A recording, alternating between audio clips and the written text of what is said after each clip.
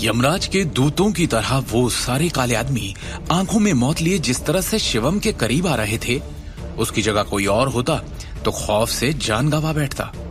पर ये शिवम था। उसकी ना आंखों में डर था, न हाव भाव में उसका नामो निशान। एक आदमी ने उसकी ओर एक लोहे की छड़ फेंकी, पर इसके पहले कि वो शिवम को छूती, उसने उसे हवा में ही पकड़कर कांच की तरह चकनाचूर कर दिया। अगले ही पल में वो बिना किसी हिचकिचाहट के उन आदमियों की भीड़ में आगे बढ़ा। कमरे में हवा के झोंकों को भड़काते हुए शिवम उन आदमियों के इर्द गिर्द बिजली की तरह चक्कर लगाते हुए उन पर हमला करने लगा और सबको चकमा दे दिया।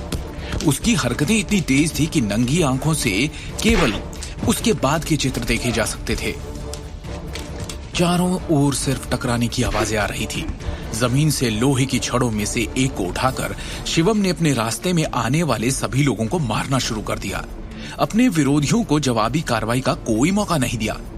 इस लड़ाई के दौरान दर्जनों लोग शिवम के शरीर पर एक खरोंच भी नहीं लगा पाए, लेकिन शिवम उन पर लगातार हमले किए जा रहा था।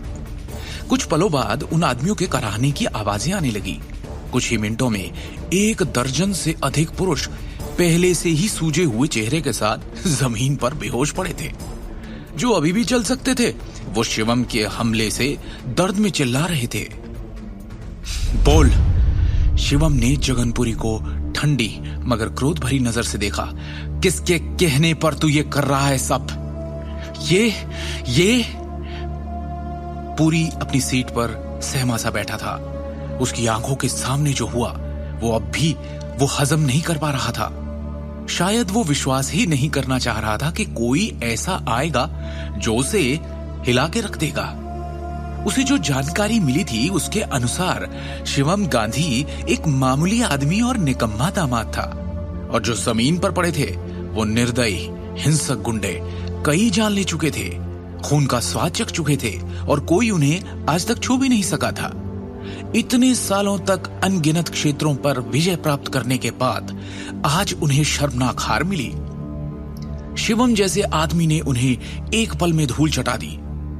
इस समय पुरी को ऐसा लगा जैसे उसने अपने पैर के अंगूठे को लोहे की प्लेट के नीचे दबा दिया हो। तुझे क्या लगता है, जरा सी मार्शल आर्ट क्या सीख ली, मेरे आदमियों को हरा दिया तो मुझसे बड़ा डॉन हो गया तू? अपने हाथ से सिगार फेंकते हुए पूरी जोर से चिल्लाया, मेरे एरिया में मेरे साथ खिलवाड़ करके तू मौत को बुलावा दे रहा है। गाजियाबाद और दिल्ली शहर में भूमिगत दुनिया के अधिपति के रूप में पुरी ने अनगिनत खूनी दृश्यों को देखा था जिससे आम मामूली लोग अनजान हैं। शिवम ने यह सब नहीं देखा, पर उसके पास भी असाधारण युद्ध कौशल था, इसलिए वो पुरी के सामने निडर खड़ा रहा। मेरे आगे घुटने टेक दे, नहीं तो मैं तुझे तबाह कर दूंगा। पुरी ने अचानक टेबल के नीचे से एक पिस्तौल निकाली और शिवम पर बंदूक की नली का निशाना साधा। अभी भी घुटने नहीं टेक रहा, कुत्ते की मौत मरना चाहता है? पुरी ने ठंडे स्वर में कहा। तुझे क्या लगता है ये पिस्तौल प्लास्टिक की है या मेरे अंदर इसे चलाने की हिम्मत नहीं है? शिवम ने निडरता और बिना भाव के साथ कहा, कोशिश करके देख ले। उन शब्दों को सुनकर पुरी की भौहें थोड़ी फड़क गई। जबकि वो कई सालों से अंडरवर्ल्ड पर राज कर रहा था, पर कभी किसी ऐसे व्यक्ति से नहीं मिला था जिसने बंदूकों का सामना करते हुए इतनी निडरता से जवाब दिया हो। ऐसा है तो तेरी इच्छा पूरी किए देता हूं। पुरी ने ये कहकर क्रूरता से अपने दांत पीस लिए और बिना किसी हिचकिचाहट के ट्रिगर खींच दिया। गोली चलने की आवाज हवा में गूंजी। ठंडी स्टील बैरल से चमचमाती बुलेट धुएं के गुबार के साथ तेजी से शिवम की दिशा में निकली।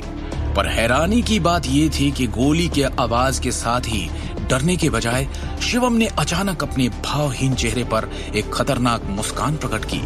उसने एक हरकत की और पल भर में ही अपनी जगह से गायब हो गया, अपने पीछे केवल एक छवि छोड़कर। नतीजतन शॉट अपने लक्ष्य से चूक गया। ये पुरी के विश्वास से परे था। वो भौचक्का रह गया। पलक झपकते ही शिवम अचानक एक भूत की तरह पुरी की तरफ आ गया था। शिवम ने अचानक पुरी की एक बाह को जकड़ा और बिना किसी दया के उसे घुमा दिया।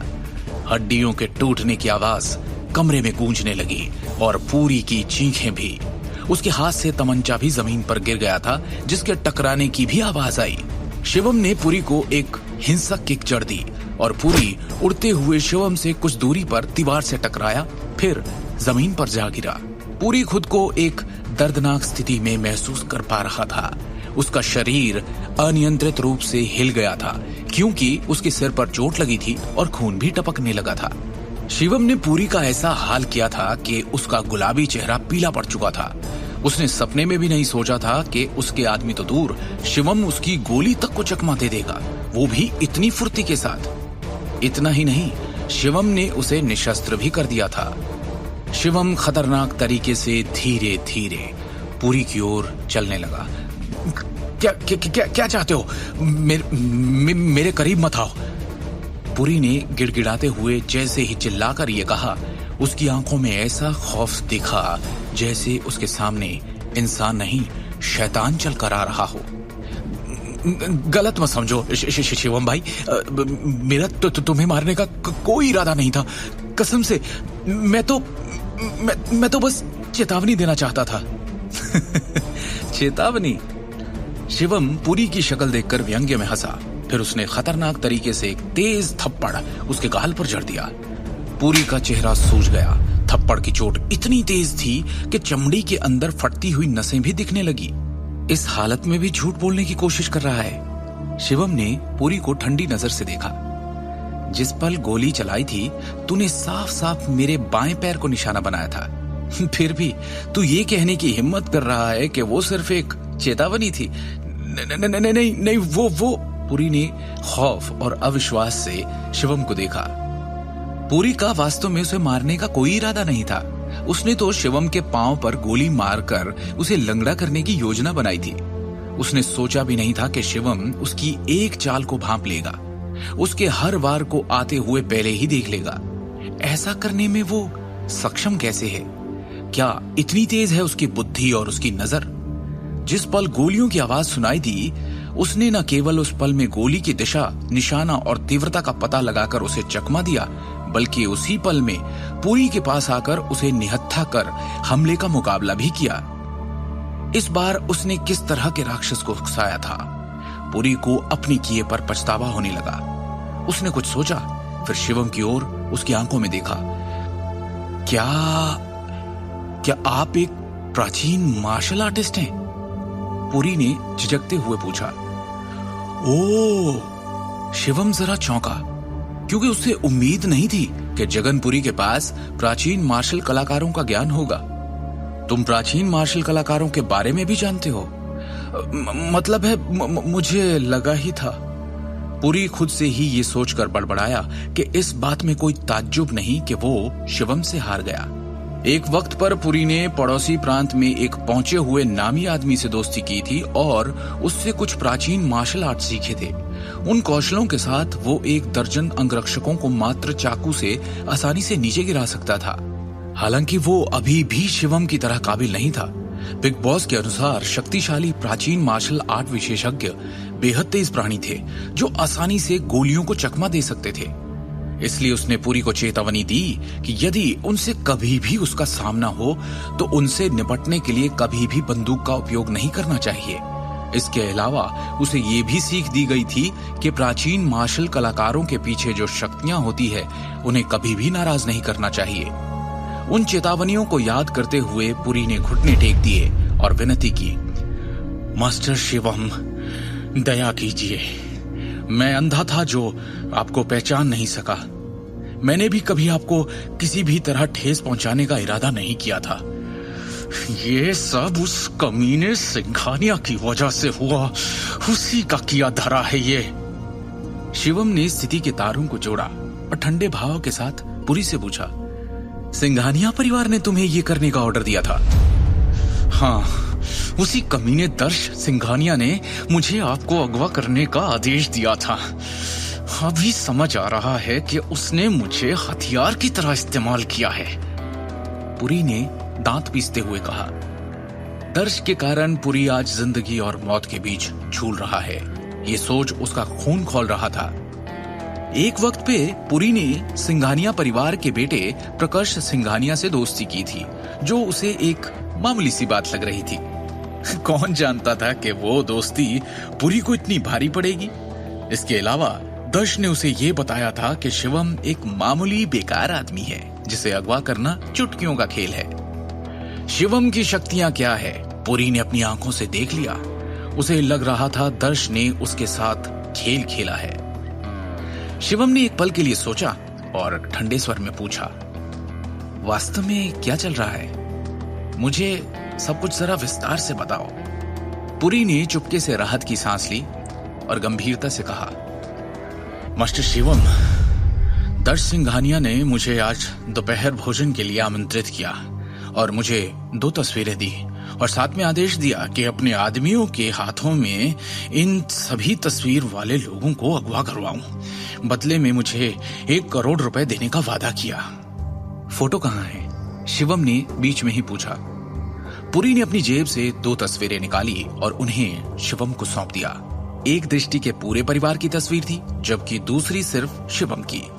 तस्वीरों को देख शिवम का खून खौल उठा। उसने कहा, बोलते रहो। इन सबको अगवा करने के बाद दर्श ने तुम्हें क्या करने के लिए कहा? मास्टर शिवम, वो कमीना बहुत शातिर है। पुरी ने घबराते हुए कहा, मैं भले ही जाहिलों के परिवार से आया हूं, पर मेरे कुछ उसूल हैं। गंदे और गिरे हुए काम मैं नहीं करता, इसलिए मैंने बस अगवा करने के प्रस्ताव को माना। आगे क्या करना है वो कदम सिर्फ दर्श का होने वाला था। मेरा उससे कोई लेना देना नहीं।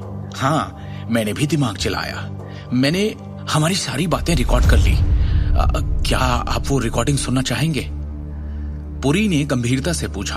फिर उसने झुककर विनती की, मास्टर शिवम, आपको ठेस पहुंचाने का मुझे बहुत पछतावा है।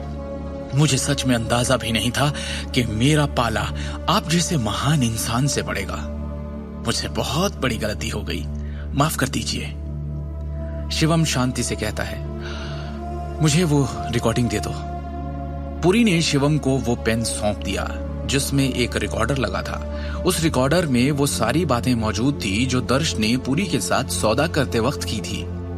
पेन के ऊपर लगा बटन दबाते ही बातचीत की रिकॉर्डिंग बजने लगी। शिवम ने शुरुआती बिना मतलब की बातों को नजरअंदाज कर दिया और अपहरण के बारे में बातचीत पर पूरा ध्यान दिया। उस शिवम गांधी की जिंदगी बर्बाद करनी है तुम्हें जगन। इनाम में 1 करोड़ मिलेंगे। पर आपने तो भी कहा कि शिवम गांधी नारंग परिवार का निकम्मा दामाद है।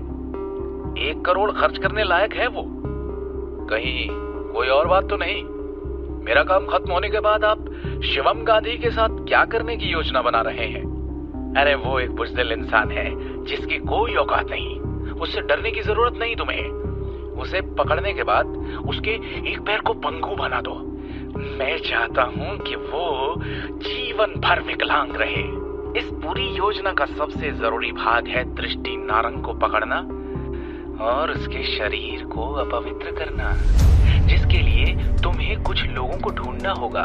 हाँ, वीडियो जरूर बनाना, क्योंकि मैं चाहता हूं कि वो अपनी इज्जत के साथ अपना गुरूर और प्रतिष्ठा भी खो दे।